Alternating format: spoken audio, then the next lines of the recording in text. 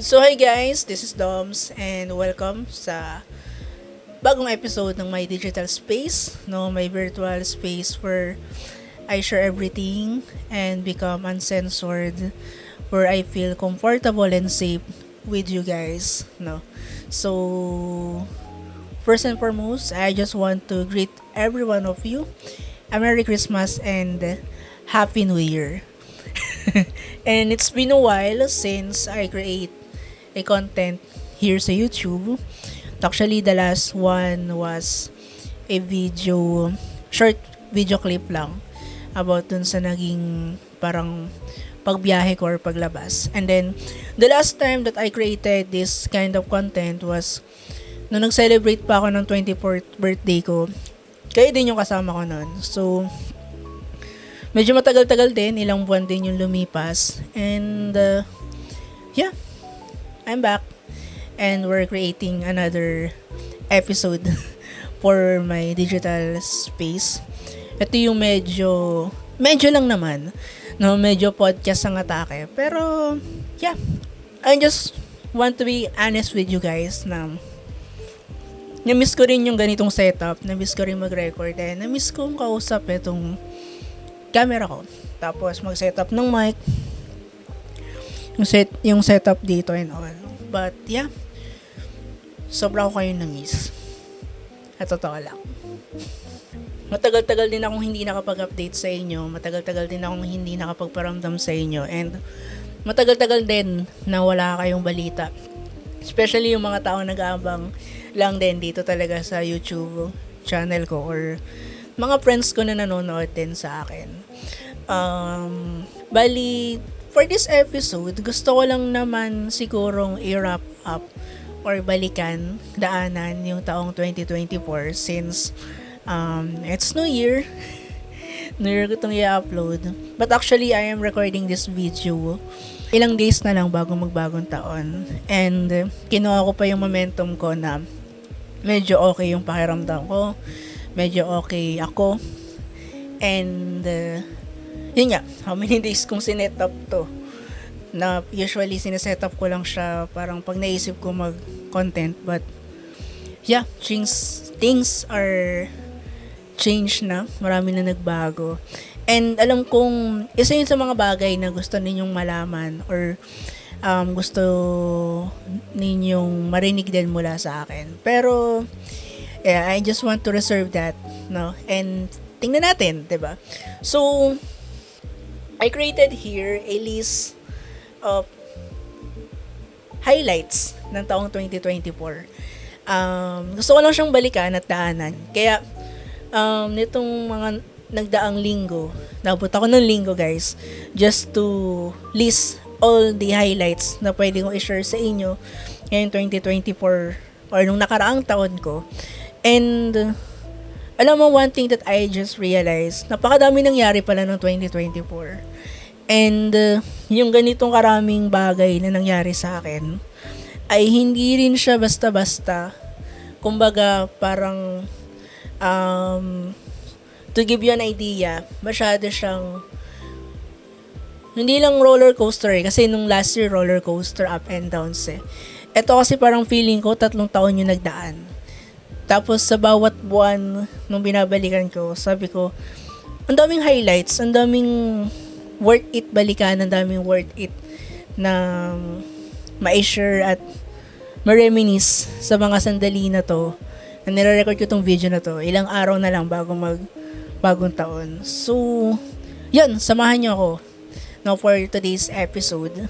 And later, I will share with you some of my sentiments pa about this year. So, para hindi ko na rin masyadong ma-spoil yung ibang mga kaganapan ko sa ibang mga buwan. So, eto na, sisimulan na natin siya. Let's go. So, let's start with January 2024. Isa sa mga pinaka-highlight ko unang araw or pagtapak ng January is yung binili ko itong prime lens ko, which is gamit ko rin ngayon. Isa siya sa mga pinakamalaking upgrade or isa lang siya sa mga upgrade na ginawa ko sa akin this year. And then, napakalaki kasi nung improvement. Kung papansinin din ninyo, ibang-iba yung kit lens sa prime lens na meron ako ngayon. Tapos, ano siya parang nagbigay siya ng bagong kulay din sa mismong kamerang gamit ko. And at the same time, yung pagiging cinematic niya in a way. Lalo na kapag hawak ko na mismo yung camera and doing shots, 'di ba? Ito kasi naka tripod and all. Pero yun, parang after kong makapag-ipon, though hindi ko nga totally fully na naipon siya, meron ding mga tumulong na mapunan yung remaining balance kasi medyo mahal din talaga yung prime lens. Kung tutusin, nasa 5 digits talaga yung presyo niya. Partida, naka-sale pa siya. So, yeah. Sobrang saya ko nung na-acquire ko siya, and sabi ko kagad, once nakabili ako ng prime lens, kailangan ko siyang isabak sa isang mabigat na project. Kaya naman, isa rin sa mga naging bahagi ng January 2024 ko ay yung actual production, principal photography, or yung mismong shooting na ng music video na Can't Stay Awake ng Bullet Crew. So, ito is isa sa mga pinakamalaking project ko, or isa lang naman din halos talaga yung project ko for 2024, na parang naging comeback ko talaga as me. Kumbaga, ito yung estilo ko, ito yung ako, paano ako magsulat, paano ako mag-direct, at paano ako mag-edit, na medyo upgraded version na compared with mga previous project na nagawa ko since 2019 pa. So, almost 5 years ago. And, yeah,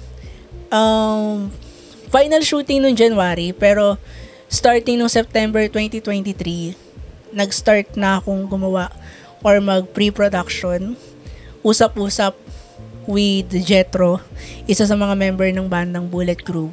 So, na-offer ko lang siya as parang something na I want to do with him. Tapos, hindi ko naman din inaasahan na parang mag-go according to the plan lahat. So, December, tapos na yung pinaka-kwento, pinaka-pre-prod niya. Then, we proceed agad ng January, first to second week ng January sa actual production. So, kasama ko dito yung mga kabanda pa niya, si Cyrus, si Jesser, no, yung mismong Bullet Groove, 3 pa lang sila that time.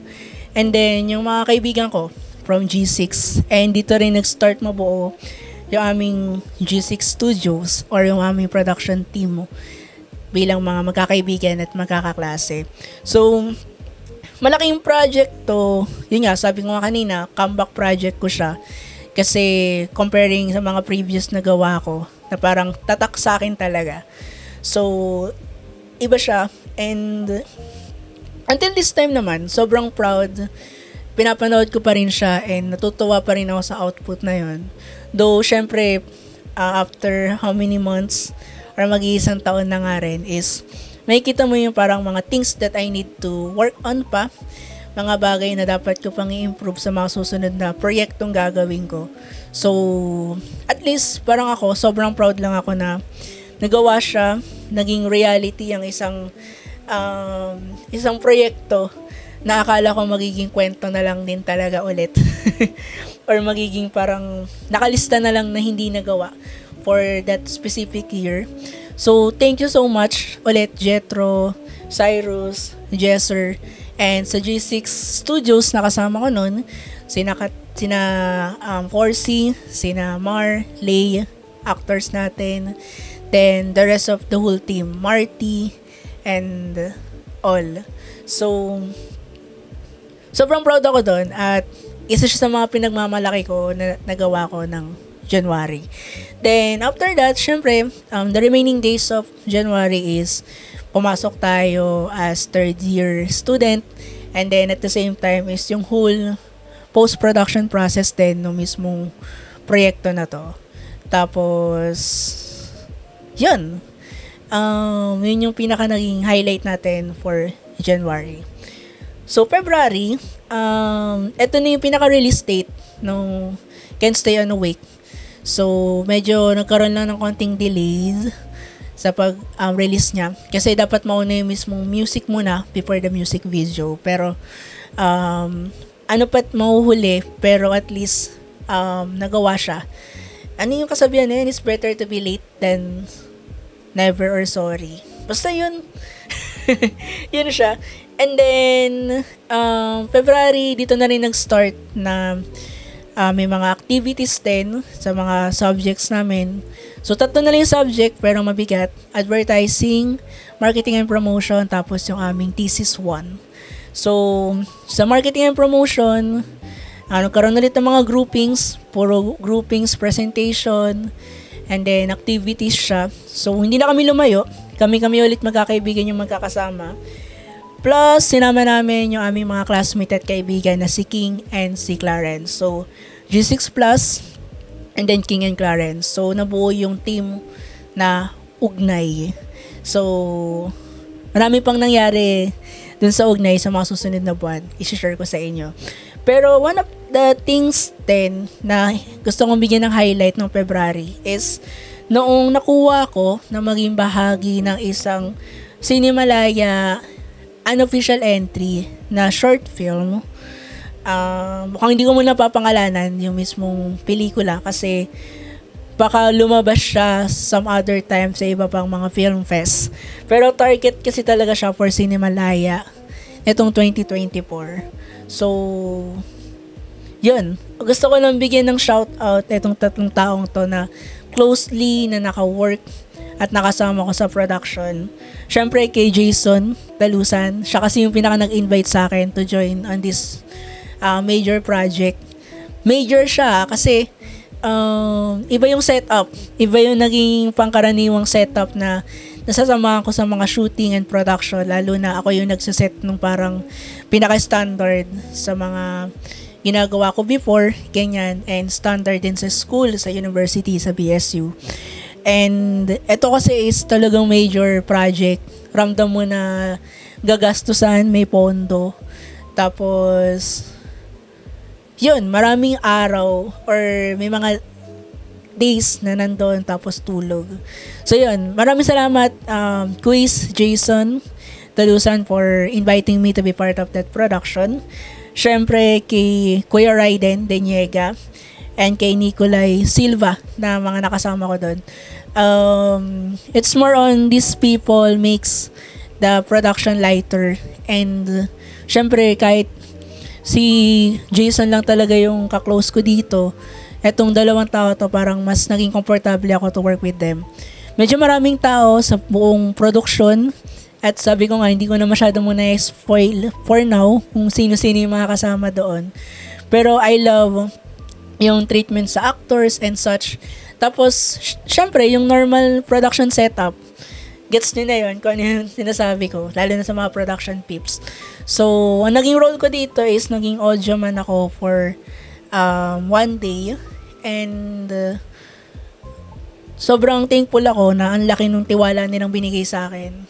Bilang isang audio man sa isang entry-level production setup, diba? So, yun, maraming salamat sa experience na yun. And syempre, a part of me, nalungkot ako na shocks hindi siya nakapasok for Cinemalaya.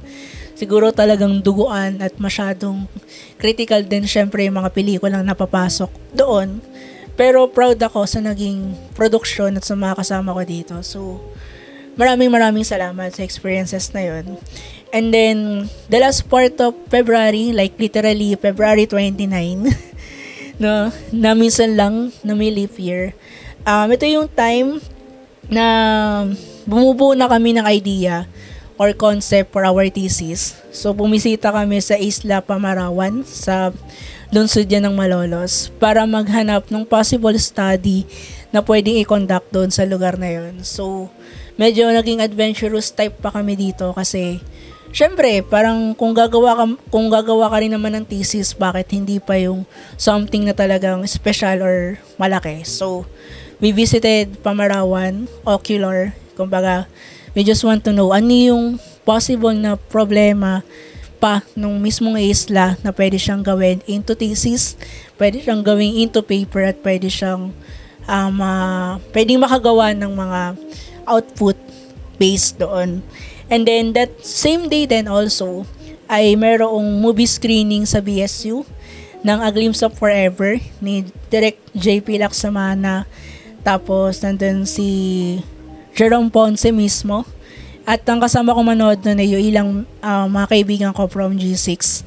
So it's just an amazing opportunity na syempre as someone na hindi talaga nanonood ng sine, di ba, or bihira kasi may bayad, tapos hindi naman din afford mag-ipon para lang manood ng sine. Then meron na kasing Netflix, lalo na nung pandemic, di ba? So it's just an amazing experience. Tapos na-interview pa ako doon, in-upload yun, tapos yun, masaya. The movie itself, maganda. Hindi siya yung pangkaraniwan na Filipino movies. Amplifying some technology team, diba? Parang hindi tayo pasok kasi sa ganun. Pero, etong movie na to, yung A Glimpse of Forever is, nabigyan siya ng justice. Problem lang is, wala pa rin siya sa Netflix hanggang ngayon. Pero gusto kong, kung sakali man na ma-upload siya sa Netflix, isa siguro ako sa mga magpupush to promote this movie. Napalabas siya sa mga sinihan, pero dahil hindi naman din talaga putok ang pelikulas Pilipino sa mga manonood, that unless sikat yung artista, sikat yung director, at for Metro Manila Film Festival usually, di ba? Hindi siya papanoorin. Pero, ang ganda ng production value nito, promise. Kahit may mga ni-reveal doon si Direk about the shooting, na ganitong ilang araw lang pala siya ginawa and all. But, it's an amazing thing for us. Tapos, February din, Ugnay. Ito yung first video namin na ginawa. Yung about sa television. So, yun. Share ko lang. So, the next thing is March 2024. Since nag-start kami mag-ocular as a group, nag-start kami sa Pamarawan, meron din kasi nag-timbre sa akin. Timbre talaga. Merong nag-forward sa akin na parang, Kuya Doms, back since naghanap ka rin ng research topic ninyo and such. So, meron siyang nilapit sa akin na mga katutubong Aita sa may sitio Kalangitan. Diyan yan sa may Kapas Tarlac. So, naibigyan niya ako ng konting background doon, tapos na-invite niya rin akong sumama sa non-government organization na ang pangalan ay Liwanag at Dunong. So, itong Liwanag at Dunong na to, sila yung non-government organization na tumutulong sa mga katutubo nating Aita doon sa lugar na yon na magturo, na magbasa at magsulat. Hindi lang sa mga batang Aita. Kasi yung mga batang Aita is nakakapag-aral. Meron silang proper education doon. Ang tinuturuan nila most commonly ay yung mga matatanda ng Aita. No? So, mga parents nitong mga bata. And, wala lang, to make the whole story short na lang din, nakaka-touch yung experience na yun. Kasi, iba yung commitment ng mismong non-government organization na weekly pumupunta para magturo doon, na walang kasiguraduhan kung meron silang mga kasamang volunteer na magtuturo, kung meron silang pondo para doon, kung meron silang makakasama or merong magbibigay sa kanila pang sustain ng proyekto.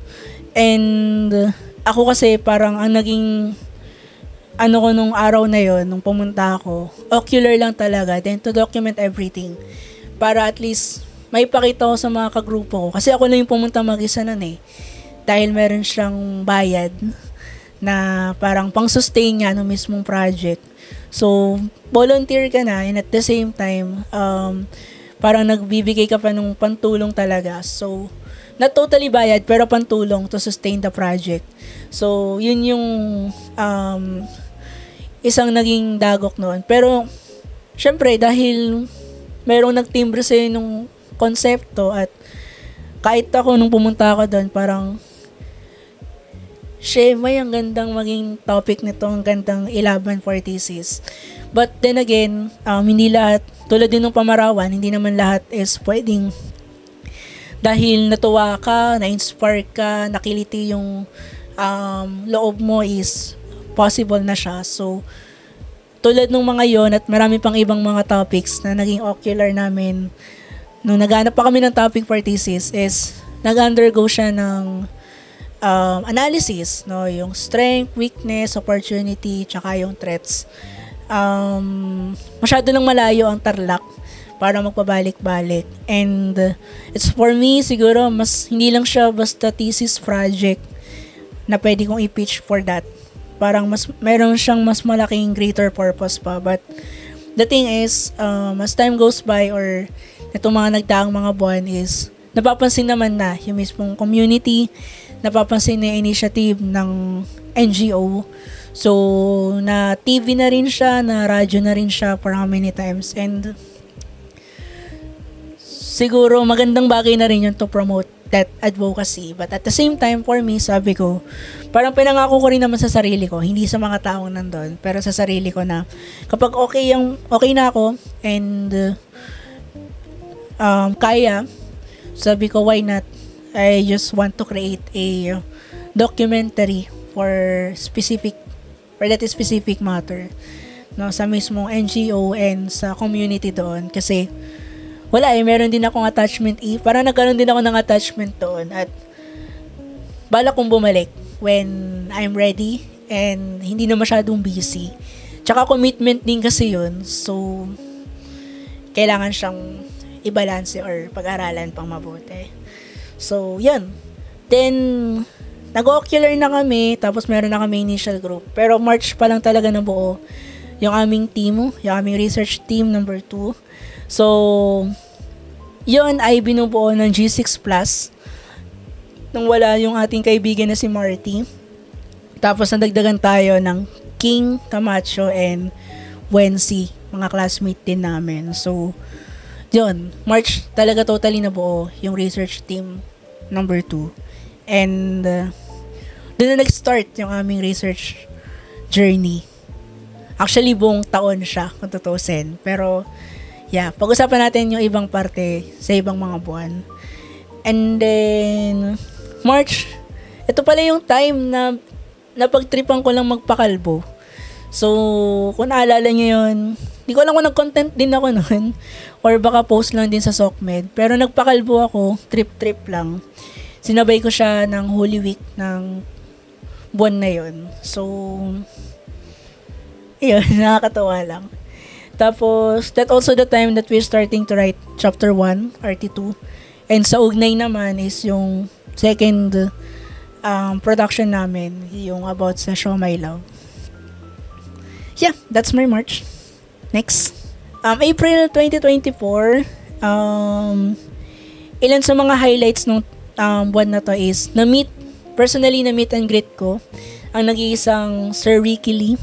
Kasi merong event yung aming college na na-invite siyang pumunta.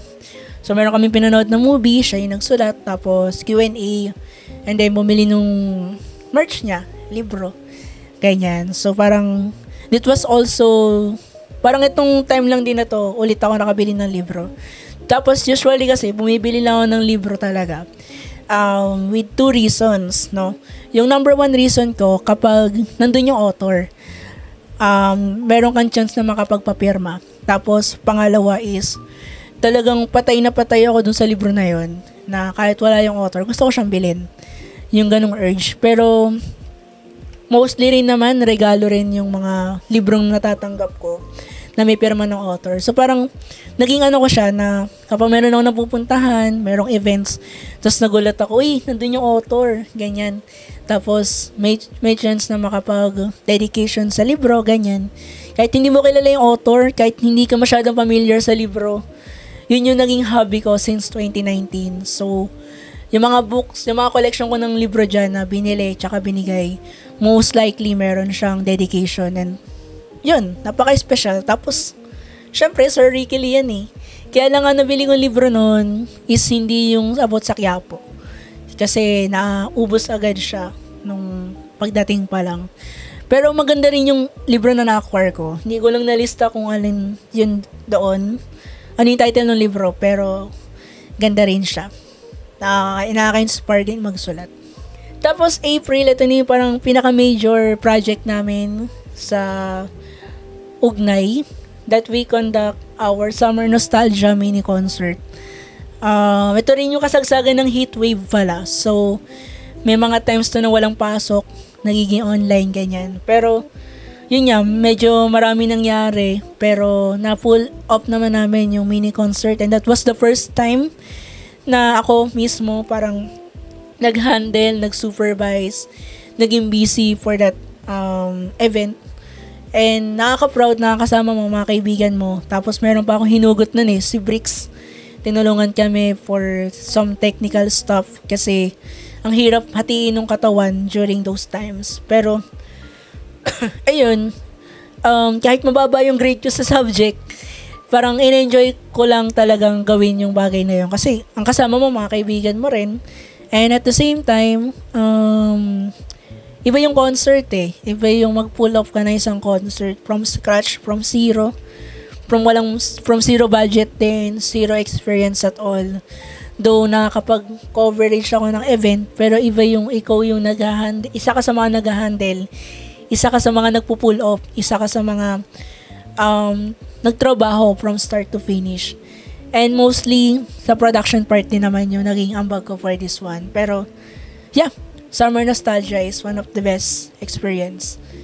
That mini concert is just, good thing for me. Experience, diba? So, hindi siya yung sobrang perfect, but it's the best experience for me. So, next one is Mayo. Though this highlight is hindi siya masyadong good, but still, I just want to give it a highlight, no? Or gusto ko siyang balikan. May is yung naging topic proposal defense namin. Di ko pala nabanggit. Ang naging topic namin for the thesis is about promoting Filipino Sign Language sa nanay na hearing na may anak na deaf. Sadly, major revision kami from that topic defense. But that major revision lead us na mas lalo naming napamahal yung aming topic. And at the same time, mas lalo naming naintindihan ng gusto kung saan kami dapat humugot ng inspirasyon and at the same time ng dedikasyon para gawin siya. So, yun, hindi ko na masyado i-conclude ko ano yung major revision na yun, but that push us to visit different libraries. Ako from dito sa Bulacan, tapos nakarating ako ng Valenzuela, sinuyod ko yung mga available na libraries, mapa-online man yan, e-library man yan, or yung traditional library, ginawa natin for the sake of the study. We also visited De La Salle College of St. Benilde para makapagpa-consult sa kasama ko sa FEAS, kaibigan natin si Brother Neil Farinas.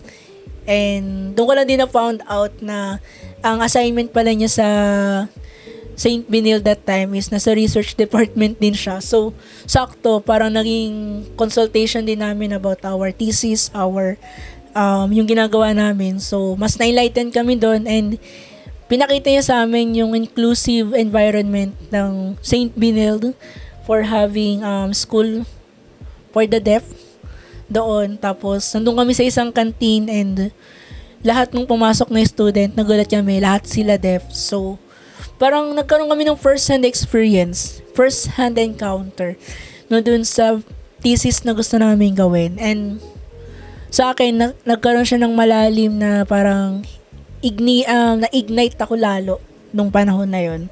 And we also visited. So, hindi naging effective yung sa provincial, hindi naging effective sa Valenzuela. Umabot kami ng National Library just to prove our study nga. Ika nga. So, yun, nangyari. We did our part on the major revision na feeling namin minor lang. Pero major talaga siya. But, then again, na-approve naman ng panel yung ginawa namin effort to defend our study pa further after the proposal defense or the proposal presentation. So, it's just one step away para maging successful yung study namin. So, approve and we prove it talaga.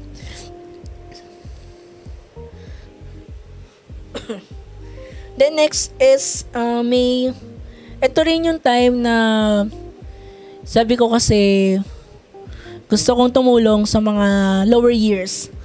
Yung mga second year noon, third year pa lang kami that time. So meron ako natanggap na invitation to be part of producing live program guest ng isang programa. So ginrab ko yung opportunity na yun kahit ng mga panahon na yun is medyo busy pa kami on sa revision ng paper. So ito yung iyong galing ng section 2A that time. So na-invite ako to play and it's just a nostalgic experience na 1 year ago is ako yung technical director tapos papa ko panali yung ginagawa namin. Tapos that time, ako naman yung guest, ako naman yung kinakabahan, ako naman yung shy type sa camera. Kahit sanay akong humarap sa camera. So it's just a great experience for me na parang alam mo yun, school project lang naman siya pero iba yung experience na feeling mo talaga nasa television setup ka, nasa game show ka sa TV. And yun, it's a nice opportunity to work. To work na rin yun yung parang pinakaano ko with that section. And yun, parang sana na serve ko yung purpose ko na maging player, maging source of happiness. Kasi parang syempre, para maging masaya ka doon sa show or para maging entertaining yon is kailangan kasama ka doon or meron kang contribution para magpatawa or magpasaya ng audience mo. And same as with their instructor kasi while doing the program, nakabantay siya. So, ayun. So, June 2024, we started it. Meron pang documentary viewing. So, it's my second time na magkaroon ng parang viewing experience. So, it's A Will to Dream documentary viewing ni Direk Patrick Alcedo. So, it's a documentary film about traditional dance. Kung hindi ako nagkakamali, yun naalala ko doon. And then, parang isa siyang invitation kasi na magbigay ng pondo or bigyang pansin yung pagsasayaw ng mga bata or yung pag-aaral ng mga bata sa pagsasayaw dahil isa yung form para malayo yung mga bata sa vision and all. Then ano ba yung pinaka-benefit talaga ng pagsasayaw? No, sa maliit na perspektibo hanggang sa malaki, malawakan. So isa siyang magandang docu and sana mapanood ko siya ulit and hopefully lumabas din siya sa mga streaming platform like Netflix and other available streaming platforms. So June din is ito rin yung naging start ng aming internship journey. So sa totoo lang meron lang dalawang company na pinagpipilian out of many. Pero dalawa lang din talaga yung in-applyan ko. Parehas naman akong tanggap. And kailangan ko lang pumili ng isa. So, mas pinili ko yung parang worth to risk. And at the same time, is yung medyo challenging sa akin, which is the Creative Voices production. Though, yun nga, gusto ko lang munang balikan yung time na nag-interview doon. Kasi hindi naman talaga ako nakalinyang magpa-interview that time. So, parang sinamahan ko lang itong mga kaibigan ko, si Catherine and si Corsi, na pumunta doon. Kasi sa Creative Voices, nandun po yung aking kaibigan at tropa na si JJ De Los Santos. So, sabi ko gusto ko nang i-visit yung kaibigan ko. But at the same time, nandun din yung will kong mag-apply na hindi ako nagpalista kasi nagdala ako ng resume. Tapos, ang plot twist pa doon, ako yung inuna nung dalawa na ma-interview. Sila yung nakalinya, tapos syempre, kinausap ko yung parang HR nila doon, si Ma'am Donna. Sabi niya, okay lang naman. So, I grab it. And Alam mo yun, bigla ako nagkaroon ng kaba. Sabi ko, may wala akong plano mag-apply. Parang wala, yung dalawa nun kinakabahan, tas ako wala lang, tas biglang, sabak na, ikaw unang i-interview yun, ganyan. Though the interview is naging smooth, tsaka parang lang talaga, kwentuhan lang talaga with Ma'am Donna. And then, naramdaman ko agad na parang mayroong advantage ako doon or reason para kunin nila ako. And nakuha nga ako. Tapos meron kasing previously na nauna, in-applyan ko dito lang din sa Bulacan, tinry ko lang. Tapos sure din kasi na makukuha ako. Tapos I need to decide between the two. And sabi ko nga, nakuha ko yung decision na mas mag-take ng risk sa Makati kaysa sa Malolos. And may mga other reasons pa ako nun.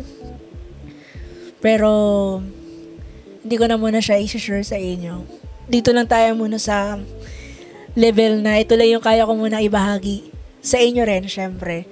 So, yun, isa yun sa mga pinakamalaking step or highlight nung taon ko na to, na sa Creative Voices ako. Doon ako nag-spend ng almost 2 months, kung hindi ako nagkakamali. Almost 2 months of internship with them. Kasama yung friend ko na si JJ, na technically speaking, siya yung aking supervisor that time. So, then I will share more about Creative Voices internship sa month of July. Another from June is naka-attend ako ng isang film festival na inorganize at in-spearhead ng aking kapatid na si Michael Andre Jacinto. Yung kanilang pelikula yan. So, as a kuya, sobrang proud ako sa kapatid ko na they pull off a film festival. No, at isa rin sana yun sa mga dream ko nung pumasok ako ng broadcasting. But nakakatawa lang na na-pull off siya ng kapatid ko together with his classmate or batchmate niya sa STI Malolos. So, yun, sinuportahan ko siya and sinuportahan ko yung mga pelikulang kasali doon sa pelikulayan. And then, I also have this June ng Jesus Encounter 2024. So, parang spiritual activity siya na nare-refresh yung spirituality mo bilang tao. Medyo mahaba na to explain, pero parang minsan lang kasi siyang mangyari, every 2 years lang. Kaso nagka-pandemic and all. So, natigil siya ng ilang taon. Tapos, nung finally nabalik na siya sa amin, sa Marilao, FIS Marilao, ginrab ko yung opportunity to serve again. And, alam mo yun, parang to replenish my spiritual, rin. Basta yun, medyo mahirap i-explain about spirituality, pero,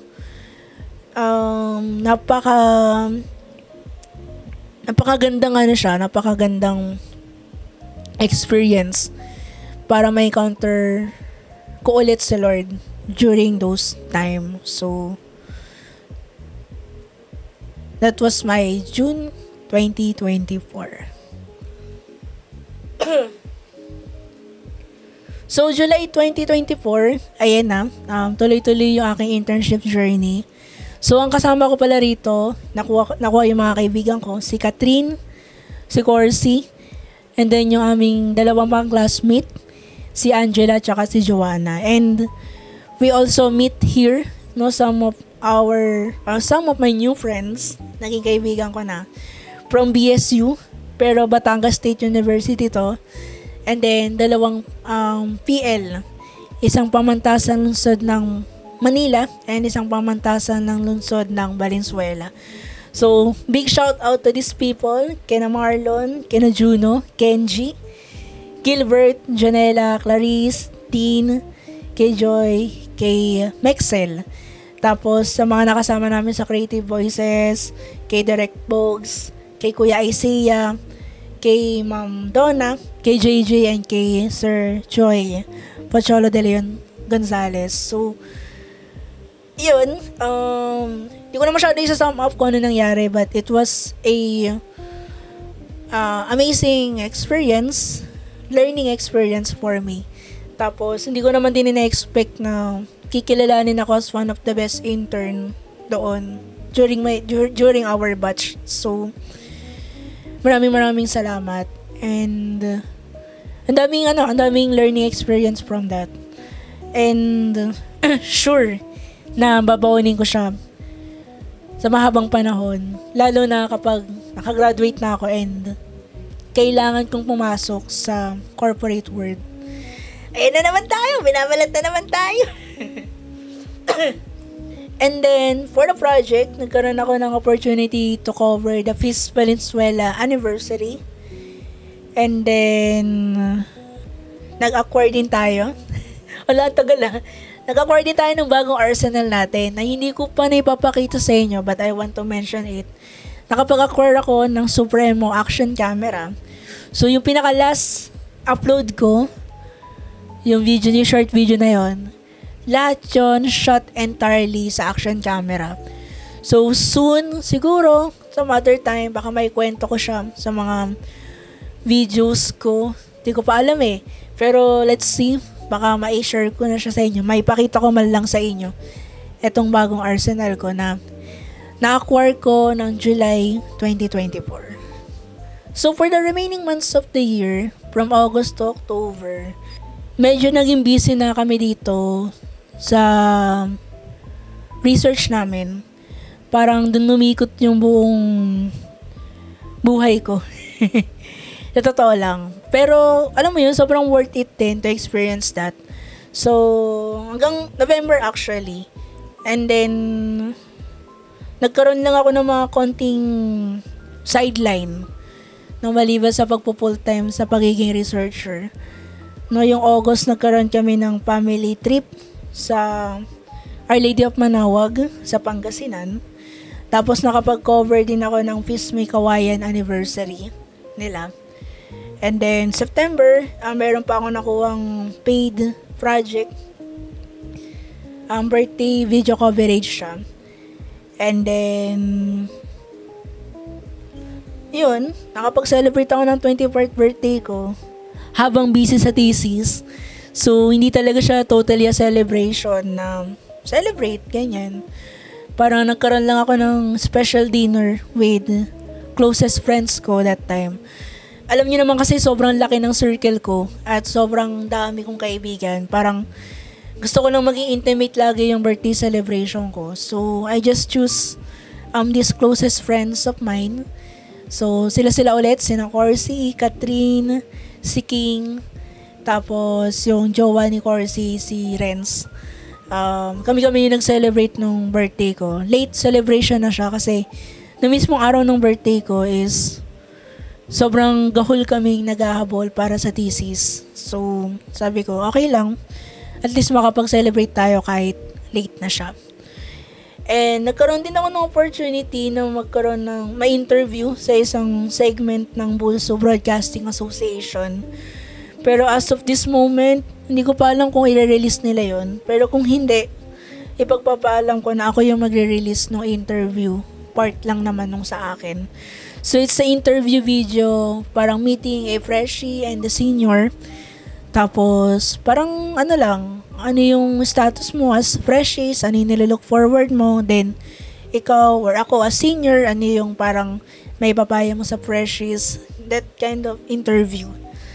And, sobrang pukpukan na for our research talaga. Ito yung mga proseso na naghahanap ng lokal, naghahanap ng mapagkukundakan ng workshop, tapos mga taong tutulong sa amin kasi masyadong naging upside down lahat ng mga pangyayari this time. So, October, pinaka biggest event ko lang naman aside sa research is yung anniversary ng FIS Marilao, 14th. And then, the Graduate Youth Conference. Literal na magkasunod tong araw. So, sobrang paguran. Tapos, all of the remaining time is for the research. dami nangyari na 2024. And may mga hindi pa ako nalista yung mga parang mga small things na nangyari day by day. Basta masasabi ko lang sobrang dami nangyari ngayon 2024.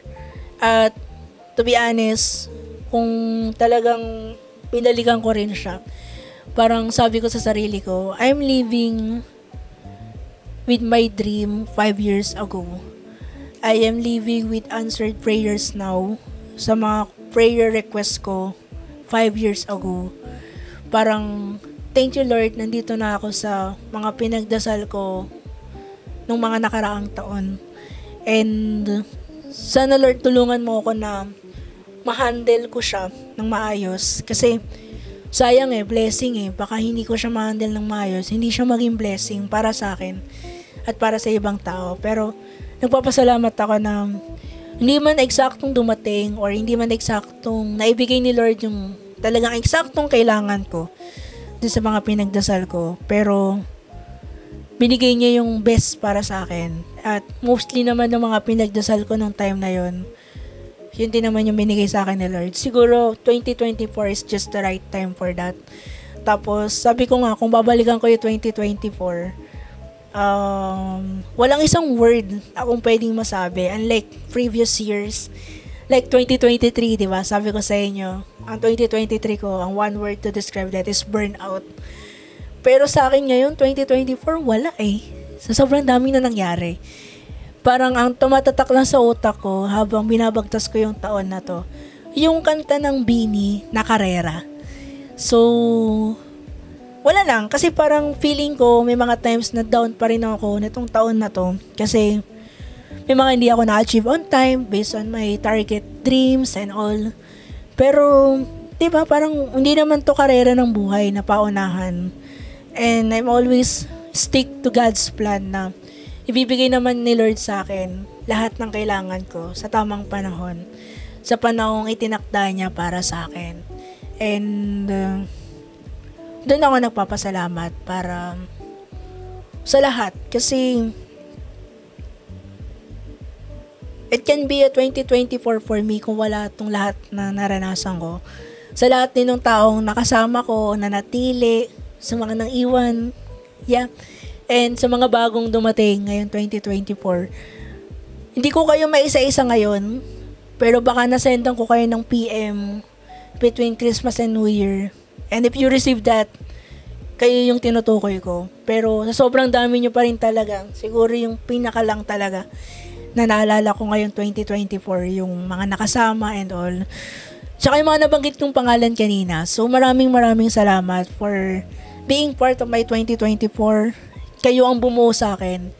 Itong mga bagay na to ang bumuo sa akin. Itong mga pangyayari na to ang bumuo sa akin. And siguro you're asking me, bakit hindi ko nabanggit yung month ng November and December? And maybe you are waiting me to officially open these things to you. Pero right now kasi malat na ako. At masyadong mainit tong suot ko pala, by the way. Pero yan, to give you a glimpse, no, the last 2 months of the year is not good for me. And sabi ko nga sa isang post ko, yung 2 remaining months of the year ko, nangyari yung biggest plot twist of all na never kong hiniling at hihilingin. Never kong winish na mangyari yung ganitong plot twist, but it happened. At hindi naman din natin talaga mapipigilan to, but yeah. November 2024, during our critical moment with thesis, I was diagnosed with diabetes mellitus type 2. And it came, or possible na nakuha ko siya, number 1, sa family. Naman ako siya. Then, pangalawa, my almost or totally unhealthy lifestyle ko for this year. And guilty naman ako dun. But, hindi ko naman ina-expect pala na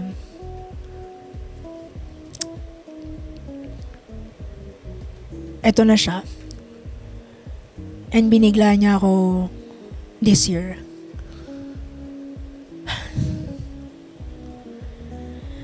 Pero yun, bitinin ko muna kayo dito for now. I want to create a separate episode for this one on the next video. Next week lang, Friday.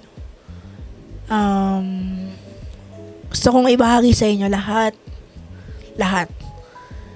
as of this moment na i-record ko rin tong susunod na episode.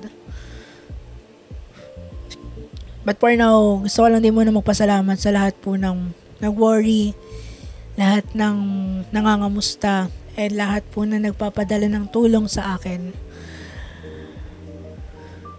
Let's talk about it on the next video. And let's talk about it on the next video. Thank you for watching. Thank you for sa pagsama sa akin na balikan tong 2024. I'm still grateful and thankful kasi mas lamang pa rin yung blessings. But yeah, minsan talaga dumarating yung mga bagay na unexpected, and alam kong meron naman ding rason. But for now, I just want to leave you for a moment and see you all at the next episode of my digital space. Merry Christmas and Happy New Year.